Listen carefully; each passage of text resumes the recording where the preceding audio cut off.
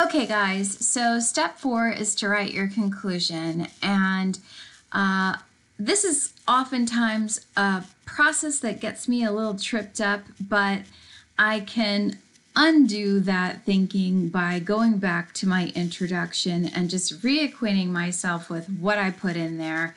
And that's helpful because the first thing that you need to include in your conclusion is a restated thesis statement. So you should go back to your intro. You should remind yourself of what it is that you're trying to prove. So in this case, I am saying that Warhol's influence on American culture had to do with the way he democratized art, the way that he supported and influenced other modern artists, and the way that he held a mirror to American culture. So I can't just use that exact same sentence. I need to do it with some fresh language. So here I am with my example conclusion, and that looks like this. From his dismantling of art snobbery to his support of graffiti artists and other diverse new talents, to his predictions about everyone's 15 minutes of American fame, Andy Warhol's artistry continues to impact many facets of modern life. So it's the same idea, it's just different words, giving it a fresh take. From there, I need to provide a transition. And this is where I want to think about maybe kind of almost having the same approach as I did with the hook of my entire paper, and maybe looking to include just a little bit of new information, but not something that throws everything off track. So what I've got here is a little anecdote that I found, and I have cited it as well. It says, Warhol wasn't an overnight sensation. He worked hard at his craft. Not everyone loved pop art when he invented it.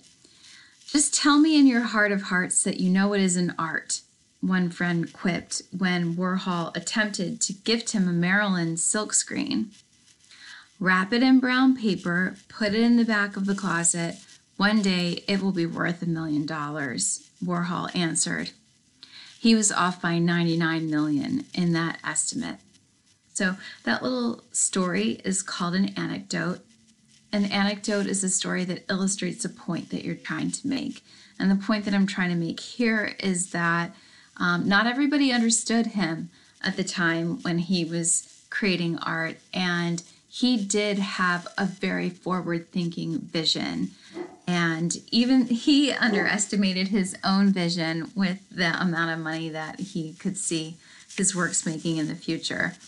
But so I go from talking about how he still influences us to how he was a little bit misunderstood in the time, and bringing it back home in this final part, the final thought. It says, it's almost impossible to measure the ways in which Warhol was ahead of his time. Similarly, Thoreau once said, if a man does not keep pace with his companions, perhaps it is because he hears a different drummer. Let him step to the music which he hears, however measured or far away.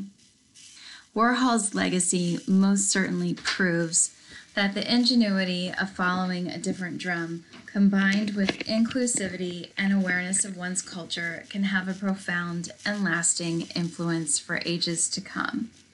So what I'm doing there is making sense of the Thoreau quote, the different drummer idea, and tying it into Warhol heard a different drum, and the way he heard a different drum was actually pretty modern and forward thinking and still impacts us. So that is my final thought. It doesn't ask a question because that's kind of a weak, wimpy way to end. It doesn't take everybody off in a totally new direction. It ties things up, and we have that kind of that thud that I guess I hear when I write a final sentence. And there you have it. That is the approach that we ought to take when writing a conclusion.